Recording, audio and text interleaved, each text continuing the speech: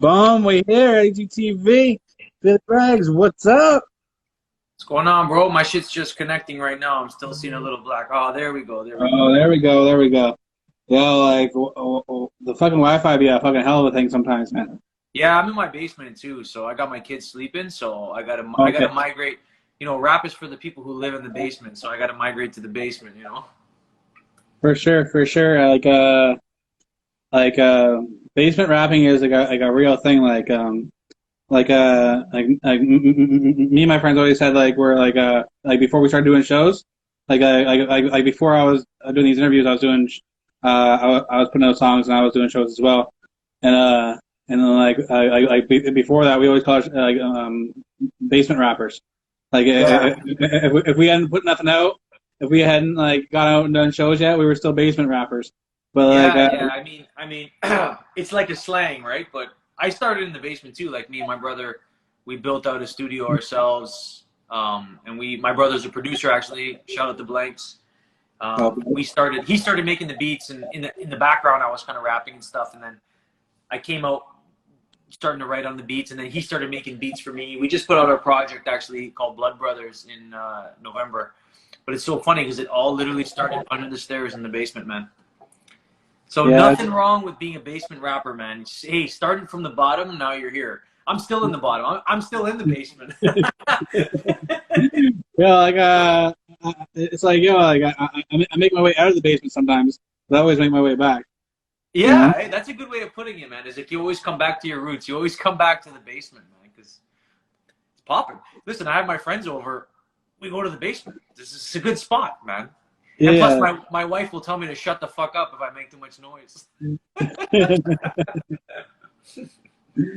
Yeah, man, for sure.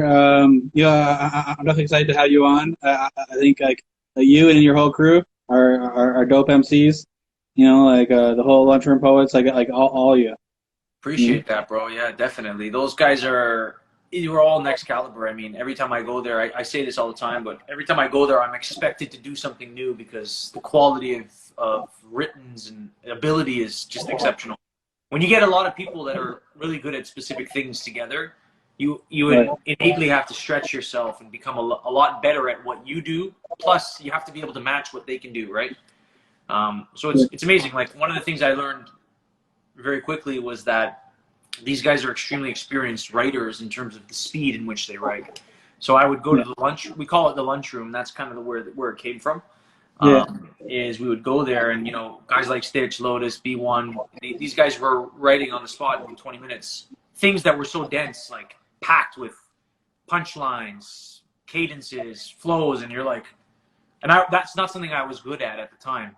So when I would come there, I'd always be kind of like the last guy, kind of scribbling, trying to get my stuff ready. And that's one of the things I learned. Like, hey, I got to get better at that because sometimes brevity is a good thing to have when it comes to music because you never know what opportunity is going to come across where you need to be able to do something really quickly and just put out the product, right? Because that's the thing about the lunchroom is it's like a cafeteria, right? If you think about it, we're pumping out product as quick as possible because we know that there's an ear for it, there's an audience for it, and the way that music moves nowadays is so quickly. So we just want more, we want more, we want more.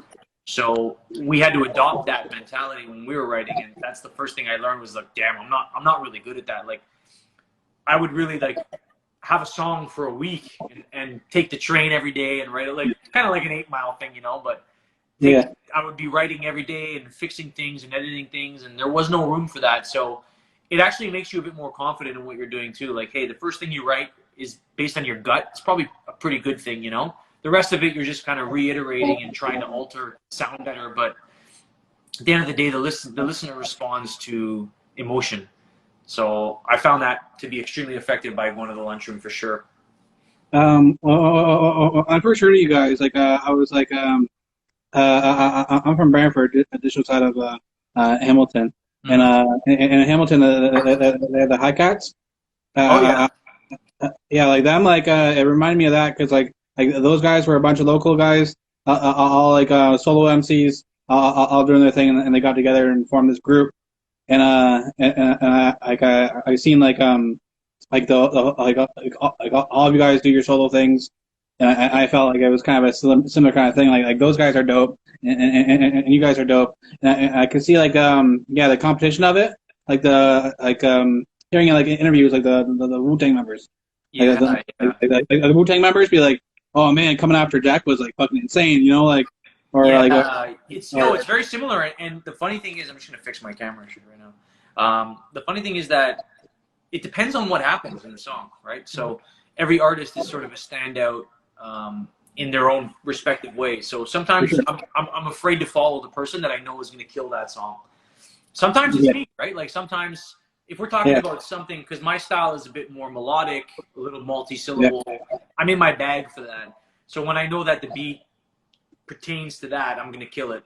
But sometimes you get something that's really like punchline dense, and then you get a guy like KP or Stitch, and you're like, fuck, these guys bodied this shit, and it's so obvious, right? So, yeah, but then it's like that's the great thing about being a part of a group of 5 people is that you have to be able to adjust what you're doing to be appropriate for what's about to come.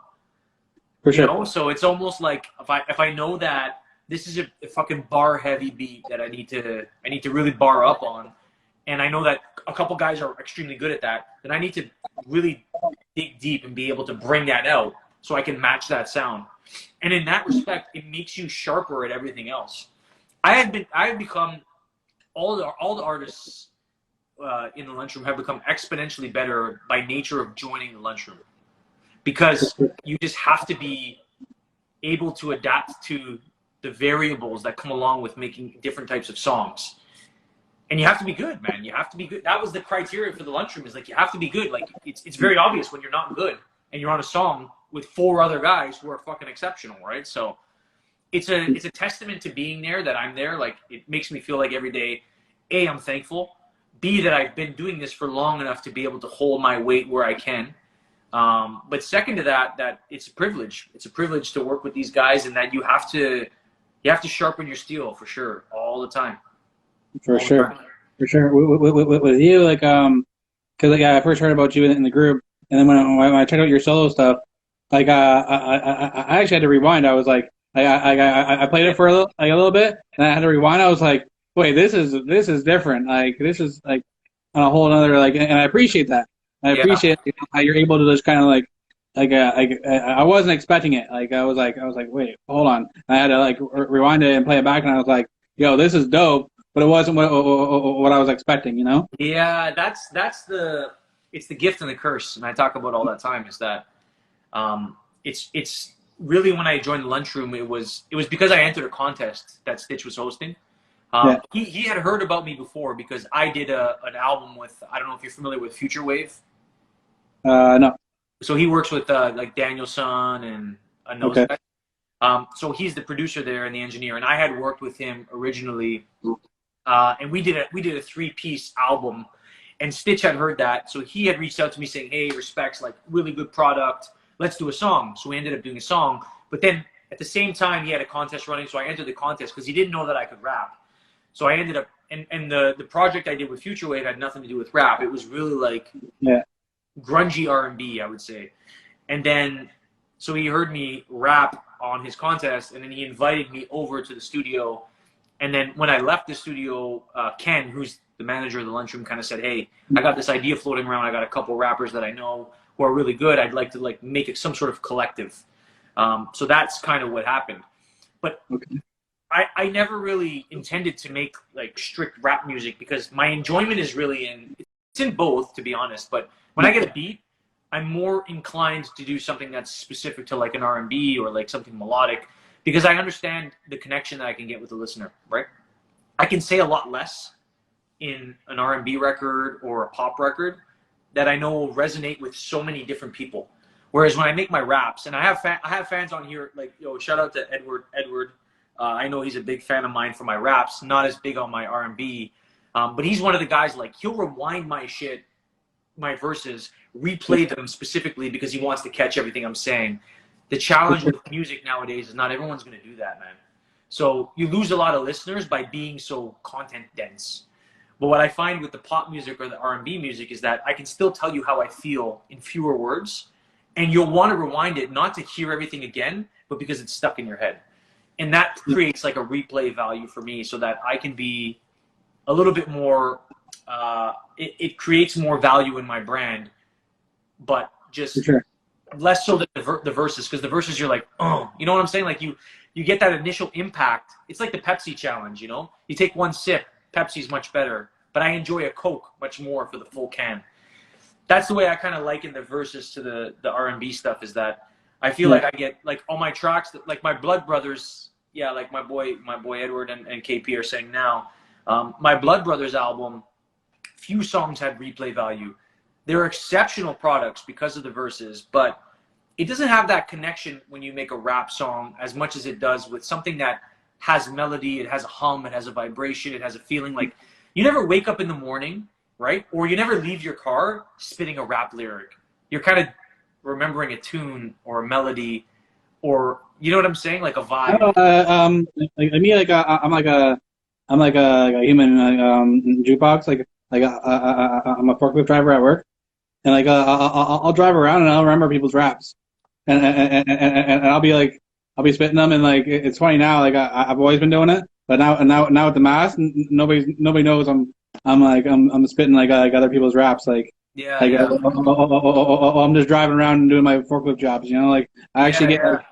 like me, like I'm really into the raps. Like I actually get like people's raps stuck in my head. I'm like the way they said certain things. Yeah, You know? that's dope too. And I'm like, I probably have fans. I have fans who sometimes will, dude. I remember doing a show, and I remember the fans because I wrote a verse for something. We spit it for the lunchroom, and it was so new. It was like 2 weeks, bro. And then we did a show. We did a show 2 weeks later. The fucking guy in the front of the audience knew my lyrics better than I did, and I was on stage. He was spitting them back at me, and I'm like, I can't even believe this shit that Yeah, somebody. But it maybe something just gets locked in your brain, and it just makes sense for the time, and you just get so invested in it, right? So it's hard to say, man. And like I said, I'm speaking, I guess, selfishly, because I'm talking about what I enjoy more so. But for sure. like, you're a listener, and if you're saying you're repeating raps, then maybe I'm off the mark, man. Maybe, I I'm have saying fans out there that are loving my raps like, just as much. for me at work, like when I am doing I drive around and I got different stuff stuck in my head. I'd probably say I'm 60% raps I remember, and then like 40% of the time I'm like remembering melodies and kind of stuff like that. Yeah, yeah. Kind of like beatboxing and like kind of like as I go around like I'm remembering certain beats, but then like I'd say majority of the time like it's like little raps like maybe like a little like 4 bar scheme like that'll get stuck in my head. Really? Okay. Yeah, that's. Hey, man, and that's actually a lesson for me too, right?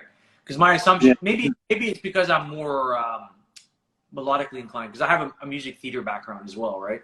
So I'm into like melodies, all the stuff that's reoccurring in a song, right? Like, when you write a song, the idea is it's a song, it's a piece that you bring people back to, right? So that's why you have a course, because yeah, for sure. you introduce the course, and Yeah. then you introduce. Lost audio for a second. Okay. Yeah. But yeah, so I try to keep that theme consistent in a song, and I think For that sure.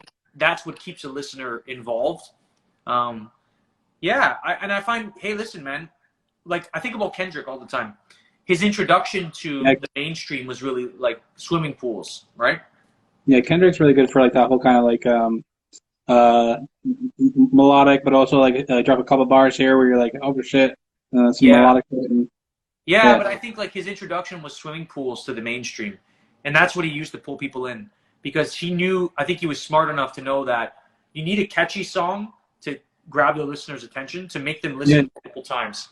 They'll then be invested enough in your brand to take in the rest of your catalog, which is extremely deep. Like, the rest of his songs are essentially focused on life in the hood, and yeah, it would take a lot for an individual to take all of that in, right? yeah, So it doesn't have the same replay value as the swimming pools, but it does once you understand the full depth yeah, of the artist that's portraying it. So, and that's the challenge, is music is so fleeting now, that I got to do my best to capture a listener with something that's catchy, because I'm hoping that they're going to replay the song enough so that they'll replay the rest of my catalog. like me, like earlier, I invited a chick over for chicken strips and Wonder Bread, Yeah. and like, and she left me on red. And I was like, yo, I'm like, yo, like, what? That's not a good idea, you know? You like that song? I really like that song. Yeah, that's a different song, and it's funny because I wrote that song in about 20 minutes, and I don't know what was going on, but I thought to myself, who the fuck is gonna like this song? Who is really? I don't know what it's about. I don't know. I know more or less what it's about. It's about a relationship, obviously severing, Yeah, but I kind of wrote it with the intention that it would be up to the interpretation of the listener to decide what it actually meant to them, right? So it's yeah, funny because I had a ton of people in my inbox talking about all kinds of different scenarios, like, oh, chicken strips and Wonder Bread, you're talking about nostalgia. Chicken strips and Wonder Bread, you're talking about how much you don't care, so you'll just make any food. And I'm like, yeah, whatever you feel makes the most sense for you. But it's so funny because I wrote that tune and I was like, I don't know. And at the time, I was kind of in the studio and I was with my brother, and he's like, "This is a fucking weird song, man." And I'm like, "Yeah, it is a bit weird. I get it, but." And I was in love with it. I was in love with it so much, and I sure. was playing it like crazy. And it turned out that people really mess with it. Like no matter what I put out in terms of like my music, when I introduce a listener to my catalog, the first thing they're drawn to is the image of the chicken strips, and then they're always playing that song. And that song is added to so many. I think it's added to almost 300 playlists. So Yeah, it's a testament to the it almost power got of me. this Like, tune. I almost got the vibe where it was like, it's like, yeah, like you're trying to like holler at the girl, but like, she wasn't, she wasn't like, um, playing her cards right, and like, you're like, okay, well, I'm out. You know, like, Exactly. I'm Exactly. out. Like, Exactly. that's exactly what I got from it, and I was like, yo, this shit's dope.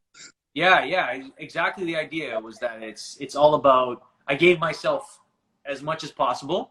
You didn't reciprocate. And the second verse talks about, all right, we're done. It's we're washing on my hands, right? Which is Yeah, kind of like the chicken strips and Wonder Bread. It's like, you get to that point where you're giving up completely. It's like you're on a diet plan and the next day all of a sudden you're eating a Haagen-Dazs, right? It's that whole mentality of just yeah. letting everything go and not giving a shit about anything. So, but So do yeah, you dude, have like, the song was you put written and thoughts on that? recorded in an hour, and I was playing it, and my brother's like, "Bro, this is a weird song. Like, what is this?" And my brother is like, always a behind the scenes guy. He made my beats for the Blood Brothers project. He's been making my beats for years. He's been my engineer for the most part. So, Uh, and he was listening, and he's like, what is what the fuck are you talking about, man?" So that was kind of interesting too to hear his perspective because my brother's a pretty straight and narrow kind of guy, and he's I think one of the best things about having a brother who is also into music with you is they're not afraid to be honest, which I appreciate, right? Because that goes a long way. Because what you start to realize is when you have a lot of people that are watching you or I don't want to say idolizing you, but they respect you. yeah. They have trouble being able to give criticism, even if it's good or bad, like constructive. And that's a negative thing. I find that the bigger your circle becomes, the fewer people that want to be honest with you. And it's good to have my brother like that because my brother is going to keep you in check, right? Because he's got nothing to lose. He's my brother. If he says something that offends me, I'm not. He's not going anywhere, right? Right. Yeah. Right. Me, yeah, I have a couple of friends like that too.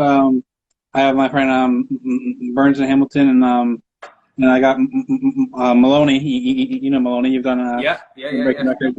Me and him like on the messages, and that's the thing. Like we always like if I don't like something or he doesn't like something, like, we'll still like it on Facebook, and then we'll message like one another and be like, "Yo, like this was whack," or you know like or we'll say the other way around. We'll be like, "Oh, this shit right here is dope." Like you know like so we'll say like the good and the bad. We're like I'm like, "Oh, I like this, but I don't like this." And the messages when it's just me and him, right? But like on like on public platforms, we support each other, right? No, of course. That's a great relationship to have because it shows that you guys are lifting each other up publicly, but behind the scenes you're willing to be critical. And I think being Yeah, critical behind the scenes is where most people will assess, right? And say, yeah, okay, if I value your opinion enough, I could take what you're saying and implement it as much as possible. but it's also subjective, dude. Like, Oh, for sure. it's really tough to decide what's good and what's bad, because I have people on here that are saying they fucking love the Blood Brothers projects, Yeah. extremely different from Chicken Strips, right? Like very different. Yeah. You know, Blood Brothers is very, it's very like almost like a street rap driven. Talks a bit about temptation. The whole project is in reference to temptation. That's what a lot of people don't understand, is that it's referencing about a lot about how life can get you so caught up in things, right? Like the song Catfish. Did you hear the song Catfish? Yeah. Yeah. So Catfish was actually, I went to the Amazon with my wife, and one of the guides was talking to us, because when you look into the black water of the Amazon, sometimes you'll mistake a catfish when it's actually a snake. That's why I said catfish to a cobra, better look before you jump in. And it's a representation of temptation, because you might be tempted to jump in, and the water looks sweet because it's just a fish, but it's actually a cobra and something that'll take you in. And I found that extremely interesting. So I wanted that to be across the whole project. So from beginning to end, when I talk about Himalayan salt, it's all about like the wealth and the riches. Catfish is all about the everyday temptations you receive. When I talk about pity, it's all about the temptations of being like a working person in a family. When I think about good company, it's all about in relation to like drugs and all the stuff that's so appealing. And then the way up is just being egotistical, and Stitches on that record. So the whole project emphasizes like how easy it is to be tempted by things. And so it's a cohesive project, extremely different from Chicken Strips, which is very just one dimensional. It's driven by just a relationship that I had that went faulty, and it's about a food item, you know? So just varying differences, man. Yeah. Yeah. Like for me, like what I'm hearing from you is like whenever you're feeling like this part of the art, like you run with that. One of my favorite entertainers and one of like somebody I look up to huge, Snoop Dogg. He always changes up his shit, and like he'll do a gospel album, he'll go do a reggae album, he'll like change up and do whatever he wants to do at that time. But he's still Snoop Dogg, and like he's always himself, and always puts out but it's always something he wants to do. It's not like I'm pretty sure his manager wasn't like, oh, let's do a reggae album, Snoop Lion, you know, you know, he was feeling that shit, so he went and did it, you know, and I feel like the same kind of like spirit from you. You're saying, hey, this is how I feel at this moment, and this is the kind of music I want to make right now. You know, make this, and then like maybe next week I might be like, you know, I might be singing, and then the week after that I might be rapping, and you know. And I idle because I want to make sure that Matt McGuire, shout out to my guy Matt McGuire. One thing I always say is like, just because you can doesn't mean you shouldn't, you know, like because you can kind of sing doesn't mean you should always sing. Like if I receive a beat from a producer, maybe I never worked with them or I have worked with them before. Sometimes you got to think about what suits this. I can't force. It's like my son. I'm teaching my son about shapes, geometry. Yeah. Can't force, you know, a circular peg into a square hole. It's not going to work. So because I receive a beat and I do have the ability to sing or a rap, I have to make a choice on what I feel first. And that's going to dictate what the sound of the record is going to be. Like the Snoop Dogg reference, yeah, maybe he can do a reggae song, but he has to receive the information from the producers that pertains to reggae. You can't just fucking drop that anywhere. And you might feel that way, and you might feel that way because maybe he was in a current state where he was smoking enough dope where he felt good enough to be able to do it. But also, like, I got to make a choice, and I got to make a choice for myself to feel good about it, but also for my listeners, because my listeners can spot the fake. That's why I'm not big on trends, right? Like, sure. I feel like my sound should be the trend when I'm on a song, enough so that I get my people to want to advocate for it. And my boy Eddie Art knows, like, he's not a big fan of the fucking R&B shit. So I put a record out, but he's waiting for the rap shit. But I can't make choices just for my listeners. I make choices for myself. But I have to be as authentic to myself to make sense for my listeners. And that's how I keep my listeners, right? Yeah. I mean, like back when, like if I ever did like it's been a long time since I've done something for just for the listeners, and like to me, like to go back to that, like it was very like cringeworthy. Like so, like to me, like now, like when I look back at my catalog, like it's just me. You know, when I look back at my catalog of like interviews and shit like that, I'm like, yo, that's me how I was at that moment. You know, like and and definitely like I probably would I probably wouldn't even like the show. I probably would have like stopped doing it if I was trying to like keep up with like how people thought I should interview people. You know? Yeah, and that's the whole thing is that, and then the problem with the culture now too is that, and it's just I think it's the internet culture, or it's like 5 things you need to do as a new artist, or 10 things you need to do as an interviewer, and it's like you take that shit for gospel, and it's almost detrimental. It's first of all, it's designed to be clickable so that you engage with it, so that people can make money on the back end somewhere, but also it's it's detrimental to what you do as an artist, because the art is meant to be conceptual. It's meant to be inspired by how you feel. And then Yeah. you're like, oh, but I should be doing these things that all these other people are saying, even though they're not me. It's like, so you get confused, man. So I honestly feel like my approach, I have to sometimes think about what I have to block out what everybody else might do on a record or might do with the same beat, and just do what I'm going to do. And sometimes it's very well received. Sometimes it's a miss, and that's okay, bro. Like that's the Yeah. way that shit works. That's just how it goes. Like I put out records that I swore to God would be my hit records, and I put them out, and not a lot of people fuck with it, but that's okay. The song meant more to me than it. You know what I think about it, man? Is like I watch those Buddhist monks and they draw those things in the sand, and it takes them 3-4 days, and then they wipe it away. That's what art is. It's all about. It's all temporary, man. It's not. It's not. It's not to be held in. That's the whole point of it. It's just expressionism. And nowadays, it's like no one's listening to like an Etta James record for 6 months. You know what I'm saying? Like they're listening to your song for 6 days. So Yeah. now is even more so a time to get out your feelings and emotions, put them somewhere. They live there digitally for people to understand them and be exposed to them over any time that they prefer, because the listener has all the preference now. But to be hoarding it and to feel emotional about it and get sensitive about it, it's the wrong approach, man. It's the wrong approach. And if it's like, I have a record called Don't Fix It. To me, one of my favorite records, one of the best records I ever wrote.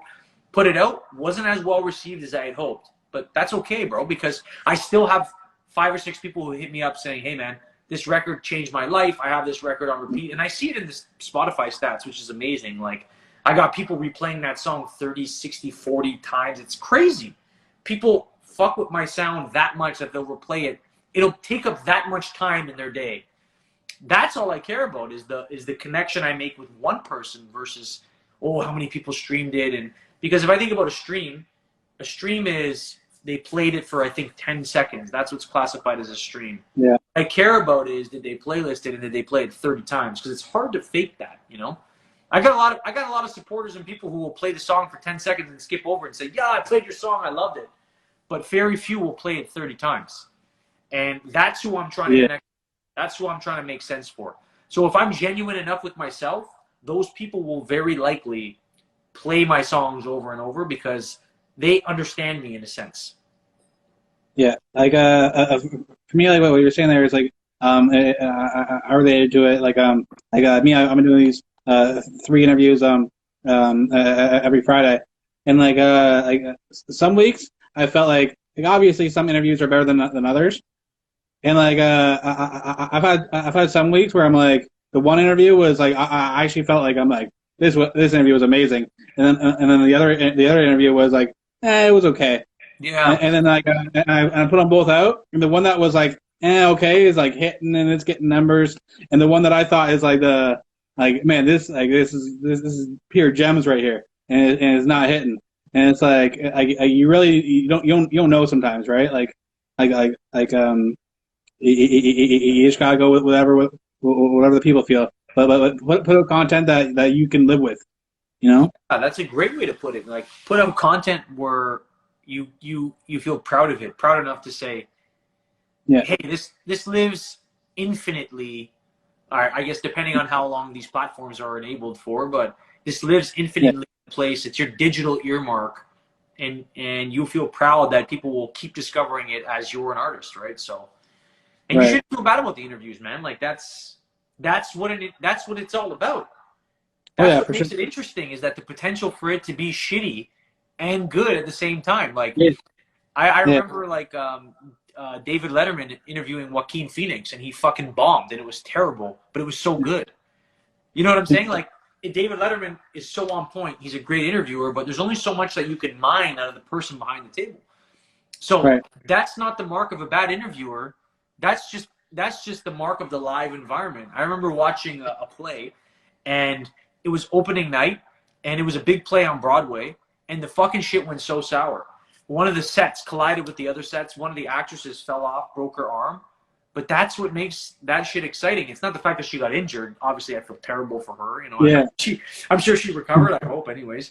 But what makes it very interesting is the Yeah. fact that it is live, and there is the potential for that to happen. So the whole time you're extremely invested in that, right? Like this interview we're doing right now, I can't rewind this. Something I say is here, right? Yeah. I can't change that. I can't alter that. And it's genuine and it's honest.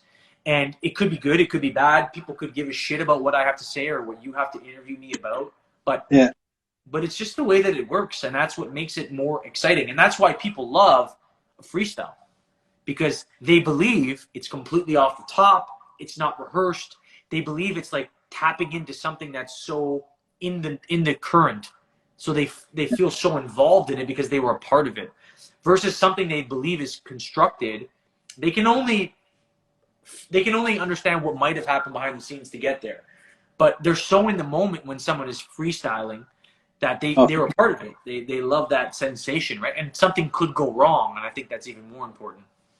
yeah, you were saying like there with the fan thing and like being attached to it. Like, I've actually been around like some rappers like while they're making like a certain project, and like when that project was done, I was like, oh man, I love this project. I listen to it all the time. And then like maybe like I wasn't around for the next project when they're making it, and I hear it, and it doesn't like hit me the same way. Yeah, You know, because like I was around while this one project was being made, so I have a little bit of more of attachment to it than like even though like the next project might even be better. I don't know because I'm so attached to the thing that I was around, right? And the same thing like you're saying with the freestyle, like when like you know somebody's freestyle and they mention something that's on the table or something like that, you're like, oh shit, like yeah, yeah. You you're know it's attached to like the amazing. whole. You know, even though it's so rudimentary. I did it on, so I don't know. You know, obviously you know Stitch, but he Yeah. hosted like a talent contest, and um, I came on, and he's like, oh, you know, show us what you got. And I didn't have a record. I didn't have like a raps prepared, right? Yeah. So and Jay Roberts, this is exactly what you're talking about. So I just told him, hey man, start shouting out names, objects, items, verbs, words, whatever, and I'll start rapping off it. And I started going off it, and it's never been so well received. And even Stitch was like, I didn't even know you could do that. But it's just such a rare thing to see nowadays, because people are so worried about how they look in the public eye that they want to make sure that everything is extremely crafted. Yeah. And a part of that is the guise of being a rapper, because you want to be extremely professional. But like I said about content, like nobody's talking about that live today. So even if I made a complete fool of myself and was a disaster, it doesn't really matter. So even when I approached it, I thought about it that way. Like I could care less about what happens here. Like I'm here to have fun. I had fun with it. It was Yeah. well received, and now it's gone. Nobody cares about it. But the problem is the approach nowadays is that it has to be so scripted, and everybody's very worried about it. It's like their songs. People write a song, and I'm talking to the artists here because I'm guilty of this too. Any artist watching this, if you have a song that you wrote that you feel good about, fucking put it out, man. If you the longer you wait, the worse it's gonna get for you, because for starters, things change very rapidly. So you could have written a song to a beat that was trendy at sounding at the time, and you're really invested in the song, and people aren't going to receive it the same way in the future. It's just the way that people work. I think the second piece to that is, you know, you're emotionally connected to a piece you just wrote. So Yeah. if you want to be able to drive something behind that, fucking put some emotion behind what you just put out and go with it, man. Just go with it. Yeah, exactly. Like I've definitely heard people say like they haven't put out a certain music because they're like, oh, I'm in a whole other space now. Like I'm not feeling like that.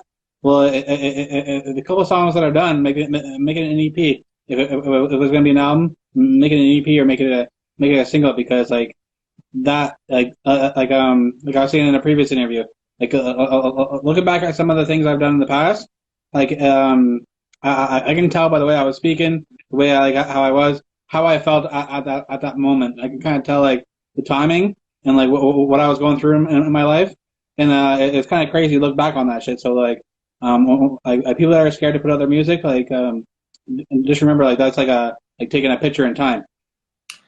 Yeah, I wrote something actually a while ago about that because it's very it's almost like a journal to your time. Like Yeah, you're familiar with Lotus from the Lunchroom? yeah, yeah, The guy is a walking journal, so he'll talk about things that are extremely personal to him and he'll document them in form of song. And I think about like if I reference the stuff that I did in the past, it's very timely to who I was at that time, right? So it's almost like a time capsule or a journal for the time period that I was in. I fucking think that's important because it shows not only the growth in the technical ability, but the growth in who you are as an individual. yeah. I wrote a piece that said, "For my son, I leave you the book of Genesis to learn that anything could stem from out the emptiness. For my son, I leave you this pencil. It's a method for referencing all the things that you can reminisce. So when your head is plagued with heaviness, pull out a letter so you remember what better is. So when your days grow cold and gray, just know that new hope is just a stone's throw away." So the whole idea was, I hope that when my son grows up, you pick up something like what I'm doing and you can understand that the past is the past, but look at the past for the answers to the future, right? For sure, For my for sure. son, I leave pamphlets, a method for referencing all the things that you can reminisce. So when your head is plagued with heaviness, pull out a letter so you remember what better is. And when your days go cold and gray, just know that new hope is just a stone's throw away.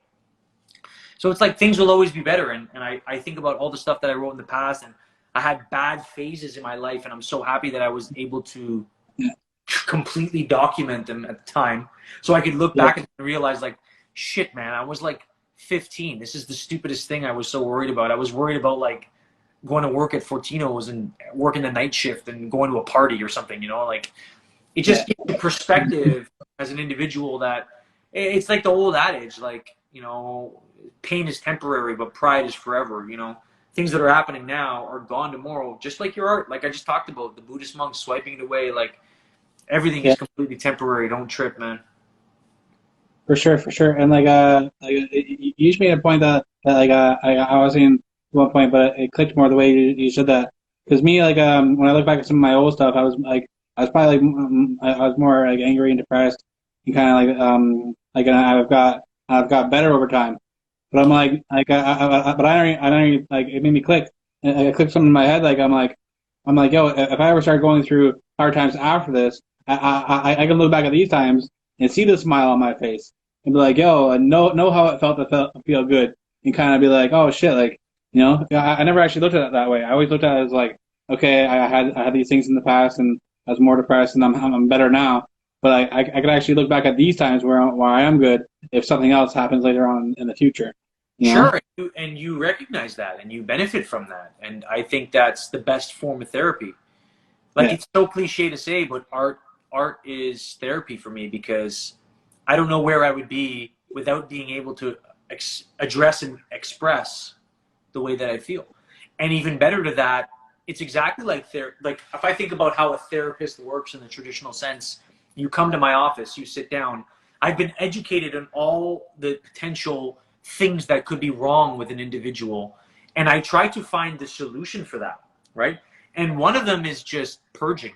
So you come to a therapist and they say, tell me about yourself, tell me about your experience, tell me what you think is wrong.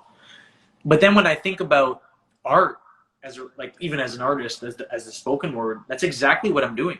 But then I have people that I express my emotions, they hear my song, they're feeling the same way.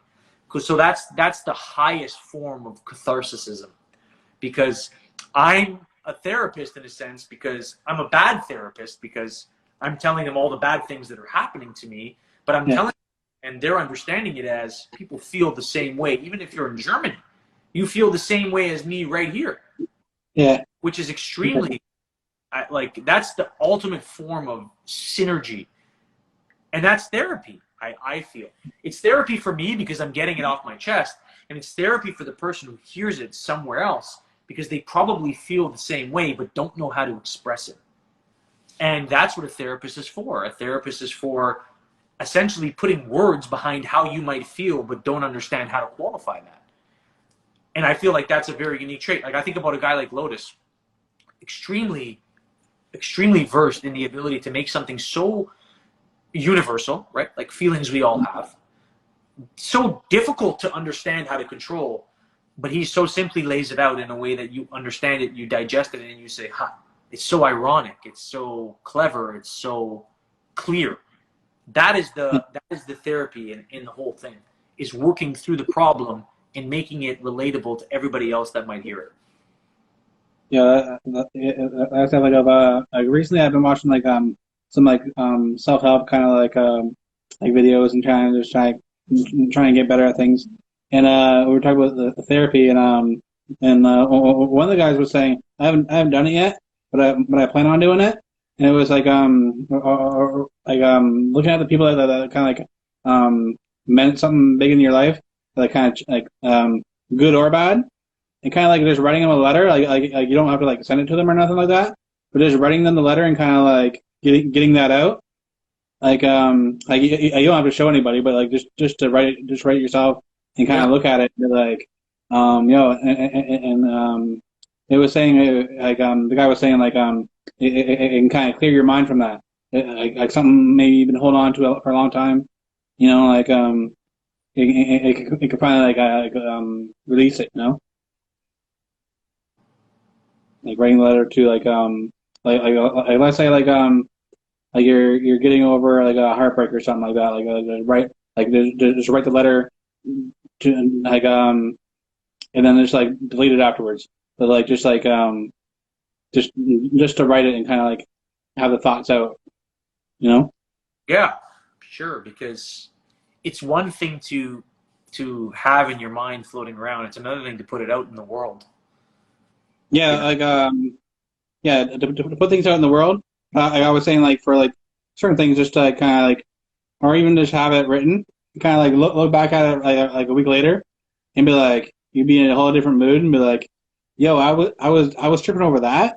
Like Yeah, well, you, that's a very good point, and it just shows how temperamental we can be. I've done it too. I do journals. I should actually start practicing that again. I let rap fill that space, but the problem with rap is that it can deviate so quickly. Is that I've looked back on things, maybe goals that I set, and things that I've talked about, like maybe like family related stuff or like relationship stuff, and I'm like, this was so trivial. What the hell was I so like? Why did this consume so much of my time that I felt inclined enough to fill a whole page of a journal about this? But I guess that is the whole purpose of journaling something, is to learn from from where you came, right? yeah, And that's what I'm because talking about. when the That things in your stuff, head, right? when the things in your head, it's in your head. But when you're reading it on the page, you're looking at it like from a whole other perspective. You're Yeah, like, that's an you're interesting like, way to put it. Like, it's you, but it's not yeah, you now. You know? yeah, exactly. But Yeah, when you keep those things in your head, it's like it stays you. You yeah, yeah. know? That's a good point. Wow, yeah, that's a great way to put it, man. I never really thought about it that way. That's a very smart way of putting it. But yeah, I think it's a practice, and that's why I said I wrote that song, and I really wanted I want my sons, both of them, to grow up having the same experience I had, because I think it dramatically changed my perspective on the future, specifically, like, because the future can be daunting. I think the best way to address the future is to know what you did in the past and to be able to move forward from there and learn from that, and to realize that, like you said, the shit you put on the page, it's not a big deal, man. Like, you can move forward from that and be a completely different person, and in most Yeah, cases nobody even knew you were feeling that way, so it's not embarrassing, yeah, right? it's not in any way a way. It's not gonna ruin your life at all. And Right. and that's the funny thing about it too. Is like even some things that you do are so bad. There's so many accepting people, and there are also like accepting professionals where you can get past it, man. It's just that at that moment it seems terrible, and man, we live in the news cycle. Like I don't know what happened last week, except for the coronavirus, obviously, which is the forefront of everybody's attention. But what happened last week means nothing this week. You know, like a Right. select schedule breaks Monday. By Thursday, people are watching videos of cats and all kinds of other shit, right? So it's just the way it's the gift and the curse of the new media stream. It's just how it works, man. Yeah, exactly. And like the like life and like the world is like always always going, and like things are always changing. So like we always have to just like move on and adapt, you know? Yeah, precisely, man. I agree. I agree. Yeah, But yeah. are you still doing music, or are you kind of putting that aside? Um, actually, I actually Maloney tuned in there. I'm planning on I'll probably enter the Breaking Records contest, Nice, nice. the MC contest. I'm gonna start off with that and see how that makes me feel. You know, and if it makes me feel right, I'll get back into the music. I actually like I was actually telling like a friend of mine. I was like, "Yo, you should do your whole song and like your hook, your verses." But like I want to do the ad libs. I just want to come in and do ad libs on a track. I think it'd be funny. I think it'd be kind of dope. Like Yeah, you know, ad libs are an art too, man. Like sometimes for sure. I do a song and it's so good, and then I'm like, I know this need ad libs, and then Yeah. I'll play it over and try to record the ad libs. I'm like, shit, I don't even know what to say, man. When I look back some of my old songs, and I'm like, man, this would have been so much better with ad libs. Because I was never like really big on like doing like too many ad libs. Like Those are hard to choose. They're but like almost like when you're writing them, you should know. When you're writing, yeah, you should write the ad libs, I think, just as much as you yeah, should focus on the lyrics. exactly right. Like Yeah, sometimes I like come up like I feel them naturally, and then other times I'm like, I know something should go here because there's a space and it's awkward. I just don't. yeah, I don't know what to put. But then you see, there's some pros with ad libs, man. Like yeah, K- like they're like KP is really good at them. KP was like, he does yeah, like those kinds of things, and like yeah. it makes the record sometimes. Like it just hypes you up to the point where it's like this makes complete sense to do. Uh, Somebody that I feel like got like a really better over time is Jim Jones, but his ad lib game, like he's fire. Just like some of the ad libs will make me crack up sometimes. Like just the ad lib, I'm like, oh shit, I'll laugh after Oh rewind the shit. You know, yeah, but after I think of rewind a the shit, guy I'm like, like even like a Travis Scott. Travis Scott, the ad libs are so important in those songs. yeah, exactly. Like the straight up, yeah. Like all those are like money because obviously they add like tons of effects on those shits. Yeah, Yeah, DMX ad libs, right? Those ones, DMX ad libs for sure. those ones are, yo. They make the song, bro. They provide the energy for the song and they pump you the fuck up. I think they're just as vital as anything Buddy might say, for sure. Yeah, I remember when I was in like we were in like eighth grade, and like DMX was the biggest thing at the time, and and we'd be like going around growling at each other. What? Where my Oh, dogs at? yeah, yo, and that was perfect. That shit worked for the time, man. It works now. I still For hear those sure, songs, and that's what pumps you up, man. for But that sure. sure, even the Migos, like the current guys, those guys do a good job with that, man. And that's again, that's a part of the record, man. That's what I was talking about in the beginning, like what makes the song. There's the shell of the song that you create, but then there's the things that actually bring it to life, which is like the hook, the continuity of the song, the fucking ad libs, everything that syncs together to make the song, to make it memorable. It's a full piece, right? And like I said, the verse is just one component of that. Like even in the lunchroom, it's like the verses are one component, but how the verses structure with everything else that's happening in the song, plus the ad libs, plus the phenomenal editing, the beats.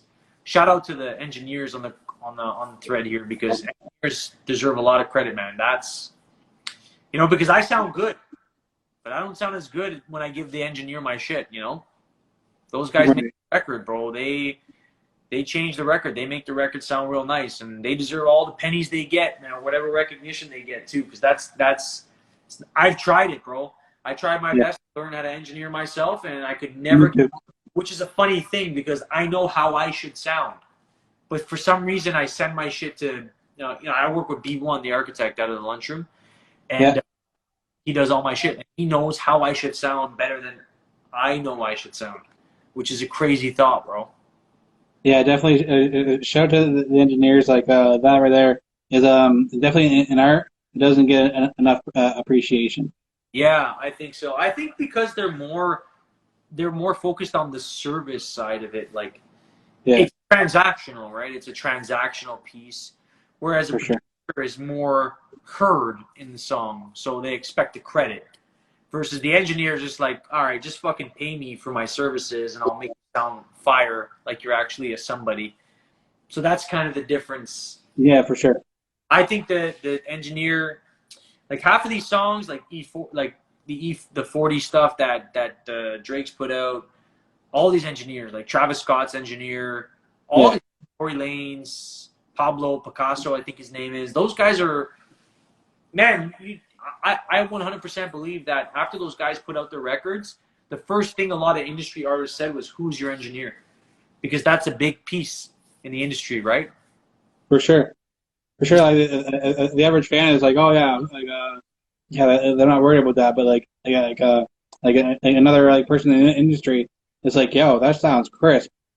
You know, we're Well, they hearing it. want to sound that good. They want to take it to the next level when there's a new sound that comes out, right? Like when T-Pain came out with that auto-tune, Oh, all for of a sudden, sure. all of a sudden everybody's coming out with that. And at the time, it wasn't a plugin, right? It wasn't an automated software plugin. At the time, Yeah, it was hardware, and it was a manipulation of the voice that T-Pain. I don't know if he created or he worked with the engineers or whatever, but then everybody caught that. So it's like that at the time. Like now, it's less obvious, but I bet you that a lot of these industry artists are flocking to the same engineers because they can manipulate the sound that way. for sure. For sure. Um, how important is it to like find like the right engineers and producers to work with? Like because like being like a talented MC and a singer is one thing, but like finding like the producers that understand you and kind of like give you the right shit. How important is that to kind of like and how hard is it to find the right team? That's a great question, man. I think that prior to me joining the lunchroom, I had access to less resources, so I would be just completely relying on wherever I could find the resources. So I work with my brother a lot, which was fine, but I think that it just kind of pigeonholed me to a specific sound because my brother, as a producer, has a sound, right, and he's not Yeah, going to deviate from that just to fulfill what I'm looking for. But when I started working in the lunchroom and then I started dropping my own projects and stuff, I think people started sort of flocking to me and saying, "Hey, I heard you from the lunchroom, but I also heard your stuff on Spotify, and you have a different sound. So I want to send some beats your way." And what's funny about that is that um, oftentimes producers listen to what's on my Spotify or what they might have heard me on in the past, and they say, "I got a beat for you," and they send me the beat.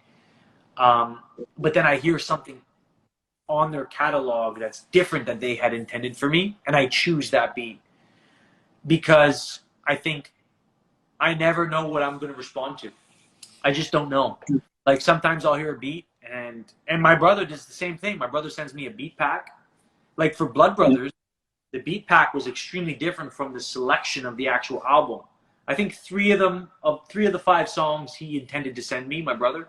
But then otherwise, I chose two beats elsewhere, and I said, "Don't let anybody take these. Let me take these." And they were so far off of what he thought I should be on.